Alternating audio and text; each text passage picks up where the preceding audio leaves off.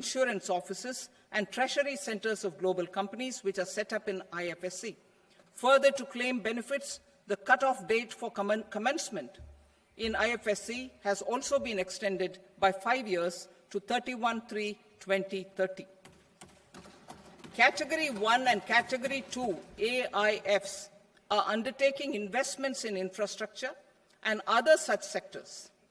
I propose to provide certainty of taxation to these entities on the gains from securities, to promote funding from sovereign wealth funds and pension funds to the infrastructure sector. I propose to extend the date of making an investment by 5 more years up to 31st March 2030.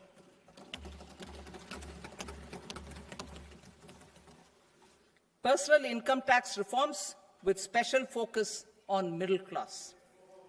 Democracy, demography, and demand are the key support pillars in our journey towards Vikasit Bharat.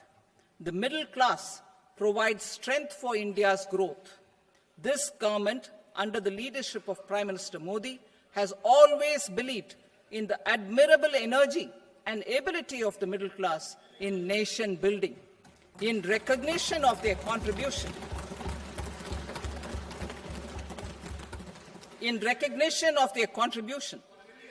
we have periodically reduced their tax burden.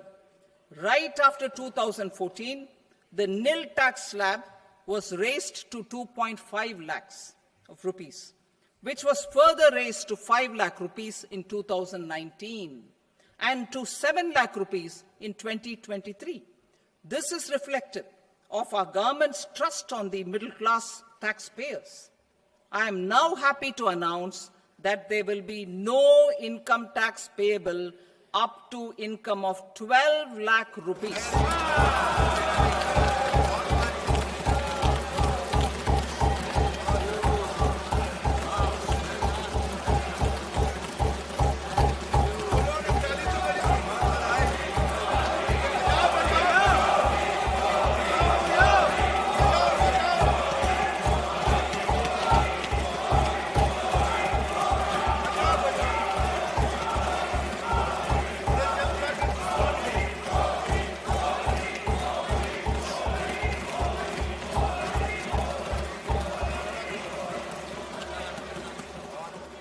So, average income of 1 lakh per month other than the special rate income such as capital gains under the new regime.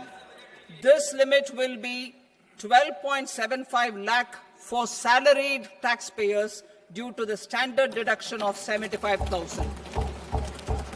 Slabs and rates are being changed across the board to benefit all taxpayers. The new structure will substantially reduce the taxes of the middle class and leave more money in their hands, boosting household consumption, savings, and investment. In the new tax regime, I propose to revise tax rate structures as follows: 0 to 4 lakh rupees nil, 4.8 lakh rupees to 4 to 8 lakh rupees 5%, 8 to 12 lakh rupees 10%, 12 to 16 lakh rupees 15%, 16 to 20 lakh rupees 20%, 20 to 24 lakh rupees 25%, and above 24 lakh rupees 30%. To taxpayers up to 12 lakh of normal income, other than special rate income such as capital gains. I read that again. To taxpayers up to 12 lakh of income, other than special rate income such as capital gains, tax rebate is being provided in addition to the benefit due to slab rate reduction in such a manner that there is no tax payable by them. The total tax benefit of slab rate changes and rebate at different income levels can be illustrated with a few examples. A taxpayer in the new regime with an income of 12 lakh rupees will get a benefit of 80,000 rupees in tax, which is 100% of tax payable as per the existing rates. A person having income of 18 lakh rupees will get a benefit of 70,000 rupees in tax, that is 30% of tax payable as per existing rates. A person with an income of 25 lakh gets a benefit of 1,10,000 rupees, that is 25% of his tax payable as per existing rates. Details of my tax proposals are given in the annexure. As a result of these proposals, Honorable Speaker, sir, revenue of about 1 lakh crore in direct taxes and 2,600 crores in indirect taxes will be foregone. Mr. Speaker, sir, with this, I commend the budget to this august House.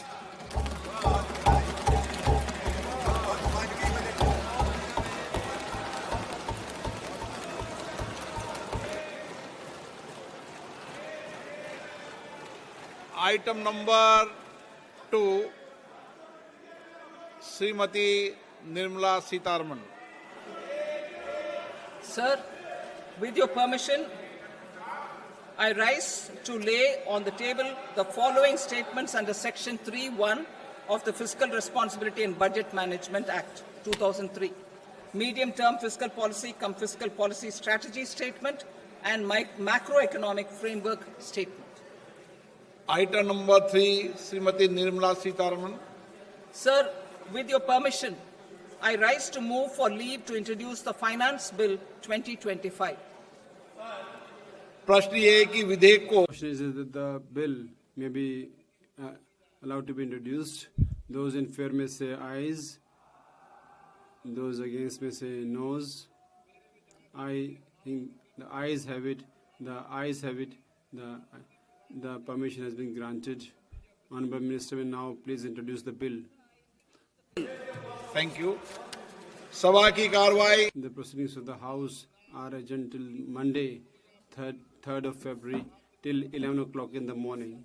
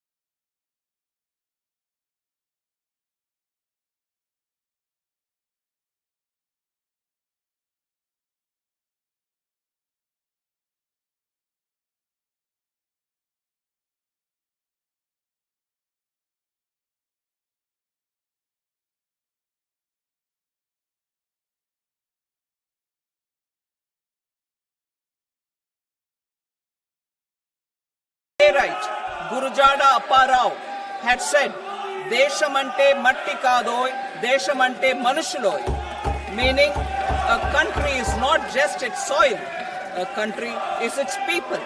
In line with this, for us, Vikasit Bharat encompasses zero poverty, 100% quality good school education, access to high quality, affordable and comprehensive health care, 100% skilled labor with meaningful employment, 70% women in economic activities, and farmers making our country the food basket of the world. In this budget, the proposed development measures span 10 broad areas focusing on Garib, youth, Annadata and Nari, spurring agricultural growth and productivity, building rural prosperity and resilience, taking everyone together on an inclusive growth path, boosting manufacturing and furthering Make in India, supporting MSMEs, enabling employment-led development, investing in people, economy and innovation, securing energy supplies, promoting exports, and nurturing innovation. For this journey of development, our four powerful engines are agriculture, MSME, investments, and exports.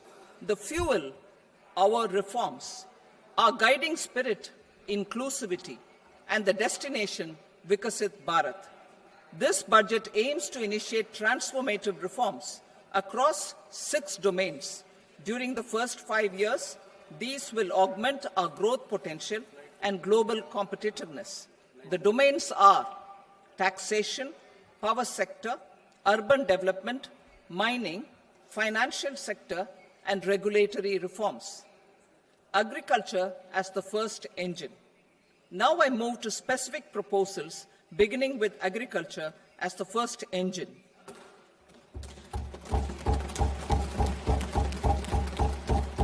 Prime Minister Dhan Dhanya Krishi Yojana, Developing Agri-Districts Program. Motivated by the success of the Aspirational District Program, our government will undertake a Prime Minister Dhan Dhanya Krishi Yojana in partnership with states. Through the convergence of existing schemes and specialized measures, the program will cover 100 districts with low productivity, moderate crop intensity, and below average credit parameters. It aims to 1. Enhance agricultural productivity, 2. Adopt crop diversification and sustainable agricultural practices, 3. Augment post-harvest storage at the panchayat and block level, 4. Improve irrigation facilities, and 5. Facilitate availability of long-term and short-term credit. This program is likely to help 1.7 crore farmers. Building rural prosperity and resilience. A comprehensive multi-sectoral rural prosperity and resilience program will be launched in partnership with the states. This will address underemployment in agriculture through skilling, investment, technology, and invigorating the rural economy. The goal is to generate ample opportunities in rural areas so that migration is an option but not a necessity. The program will focus on rural women, young farmers, rural youth, marginal and small farmers, and landless families. The details are in Annexure A. Domestic best practices will be incorporated, and appropriate technical and financial assistance will be sought from multilateral development banks. In Phase 1, 100 developing agri-districts will be covered. Atmanirbharta in pulses. Our government is implementing the National Mission for Edible Oilseed for achieving Atmanirbharta in edible oils. Our farmers have the capability to grow enough for our needs and more. 10 years ago, we made concerted efforts and succeeded in achieving near self-sufficiency in pulses. Farmers responded to the need by increasing the cultivated area by 50%, and government arranged for procurement and remunerative prices. Since then, with rising incomes and better affordability, our consumption of pulses has increased significantly. Our government will now launch a 6-year mission for Atmanirbharta in pulses with a special focus on Tuar, Urad, and Masoor. Details are in Annexure B. Central agencies such as NAFED and NCCF will be ready to procure these 3 pulses as much as offered during the next 4 years from farmers who register with these agencies and enter into agreements. Comprehensive program for vegetables and fruits. It is encouraging that our people are increasingly becoming aware of their nutritional needs. It is a sign of a society becoming healthier. With rising income levels, the consumption of vegetables, fruits, and Sri Anna is increasing significantly. A comprehensive program to promote production, efficient supplies, processing, and remunerative prices for farmers will be launched in partnership with the states. Appropriate institutional mechanisms for implementation and participation of farmer producer organizations and cooperatives will be set up. Makhana Board in Bihar. For this, there is a special opportunity for the people of Bihar. A Makhana Board will be established in the state to improve production, processing, value addition, and marketing of makhana. The people engaged in these activities will be organized into FPOs. The board will provide hand-holding and training support to makhana farmers and will also work to ensure they receive the benefits of all relevant government schemes. A national mission on high-yielding seeds will be launched, aimed at 1. Strengthening research ecosystem, 2. Targeted development and propagation of seeds with high yield, pest resistance, and climate resilience, and 3. Commercial availability of more than 100 seed varieties released since July 2024. India ranks second largest globally in fish production and aquaculture. Seafood exports are valued at 60,000 crore rupees. To unlock the untapped potential of the marine sector, our government will bring in an enabling framework for sustainable harnessing of fisheries from Indian exclusive economic zone and high seas, with a special focus on the Andaman and Nicobar and Lakshadweep Islands. For the benefit of lakhs of cotton growing farmers, I am pleased to announce a mission for cotton productivity. This 5-year mission will facilitate significant improvements in productivity and sustainability of cotton farming and promote extra long staple cotton varieties. The best of science and technology support will be provided to farmers. Aligned with our integrated 5F vision for the textile sector, this will help in increasing incomes of the farmers and ensure a steady supply of quality cotton for rejuvenating India's traditional textile sector. Kisan credit cards facilitate short-term loans for 7.7 crore farmers, fishermen, and dairy farmers. The loan limit under modified interest subvention scheme will be enhanced from 3 lakh rupees to 5 lakh rupees for loans taken through the KCC. For Atmanirbharta in urea production, our government had reopened 3 dormant urea plants in the eastern region. To further augment urea supply, a plant with annual capacity of 12.7 lakh metric tons will be set up at Namrup in Assam.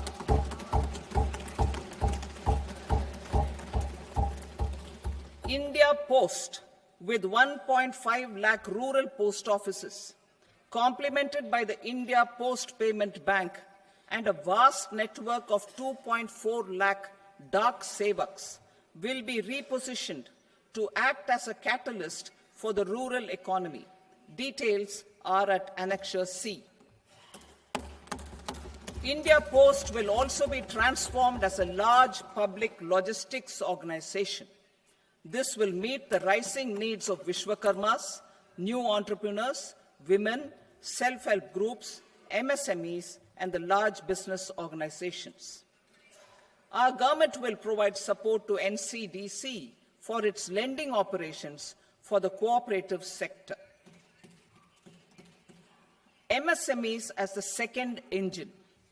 Now I move to MSMEs as the second engine, which encompasses manufacturing and services with a focus on MSMEs numbering 5.7 crores.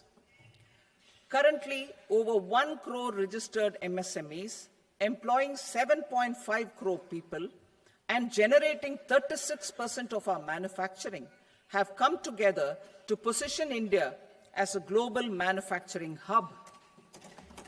With their quality products, these MSMEs are responsible for 45% of our exports. To help them achieve higher efficiencies of scale, technological upgradation, and better access to capital, the investment and turnover limits for classification of all MSMEs will be enhanced to 2.5 and 2 times respectively. This will give them the confidence to grow and generate employment for our youth. The details are given in Annexure D. To improve access to credit, the credit guarantee cover will be enhanced. First, for micro and small enterprises from 5 crore to 10 crore rupees, leading to additional credit of 1.5 lakh crores in the next 5 years.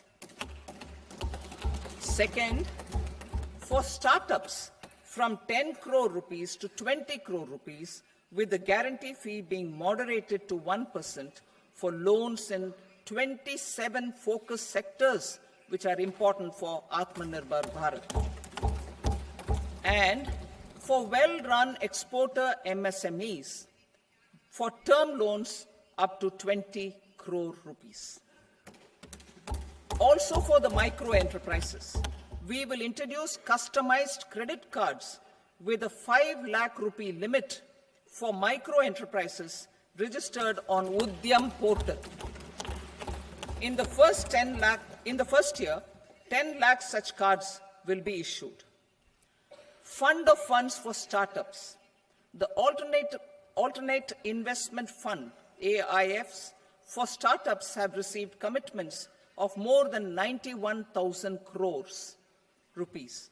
These are supported by the fund of funds set up with the Government of India's contribution of 10,000 crore rupees. Now, a new fund of funds with expanded scope and a fresh contribution of another 10,000 crore rupees will be set up. A new scheme will be launched for 5 lakh women, scheduled castes and scheduled tribes, first-time entrepreneurs. This will provide term loans up to 2 crore rupees during the next 5 years. The scheme will incorporate lessons from the successful Stand Up India scheme. Online capacity building for entrepreneurship and managerial skills will also be organized. Measures for labor-intensive sectors. To promote employment and entrepreneurship opportunities in labor-intensive sectors, our government will undertake specific policy and facilitation measures. To enhance the productivity, quality, and competitiveness of India's footwear and leather sector, a focused product scheme will be implemented. The scheme will support design capacity, component manufacturing, and machinery required for production of non-leather quality footwear, besides the support for leather footwear and products. The scheme is expected to facilitate employment for 22 lakh persons, generate over 4 lakh crore rupees, and exports of over 1.1 lakh crore rupees. Measures for the toys sector. Building on the National Action Plan for Toys, we will implement a scheme to make India a global hub for toys.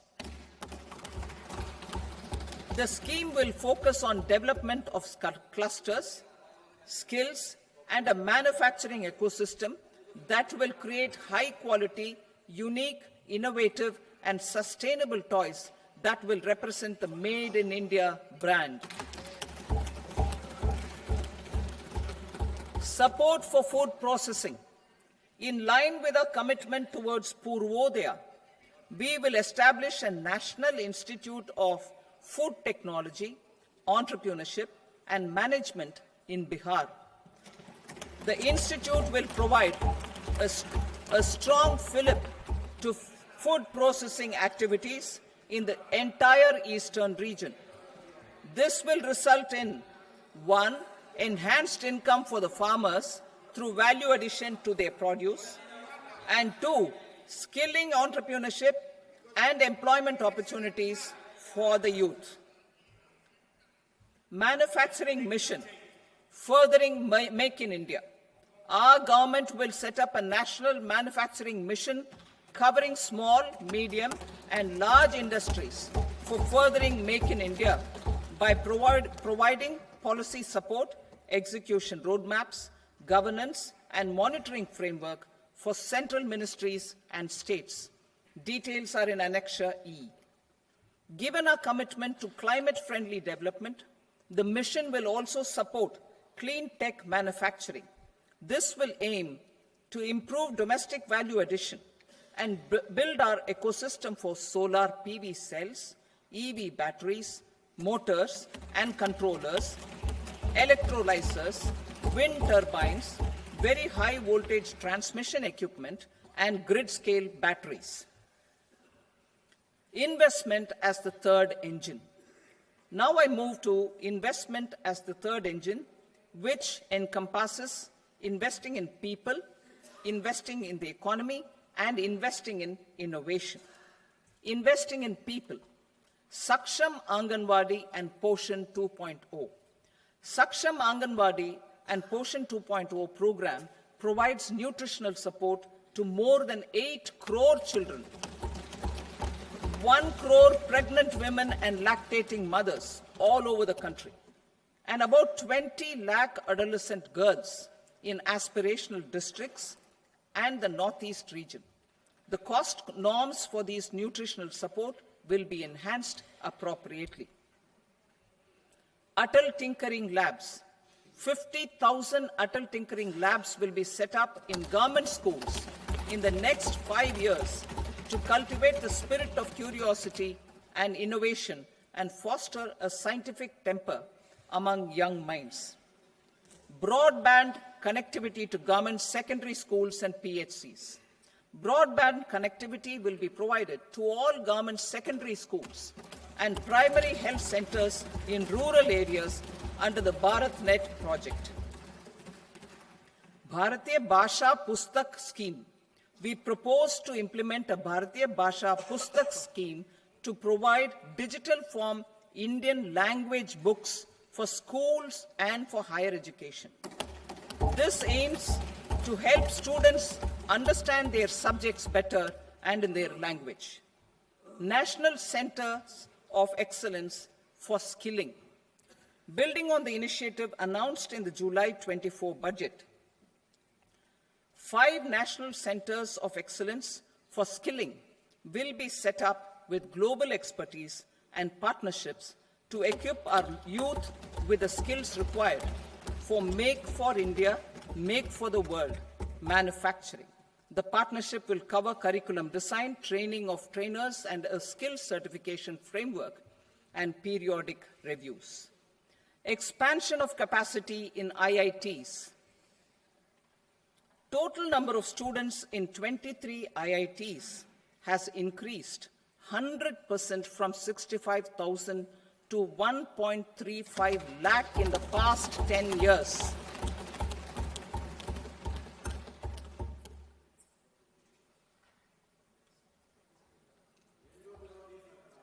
Additional infrastructure will be created in the 5 IITs started after 2014 to facilitate education for 6,500 more students. Hostel and other infrastructure capacity at IIT Patna will also be expanded.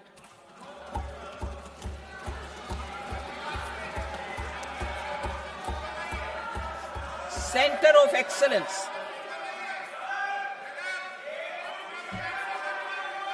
Center of Excellence in AI for Education. I had announced 3 centers of excellence in artificial intelligence for agriculture, health,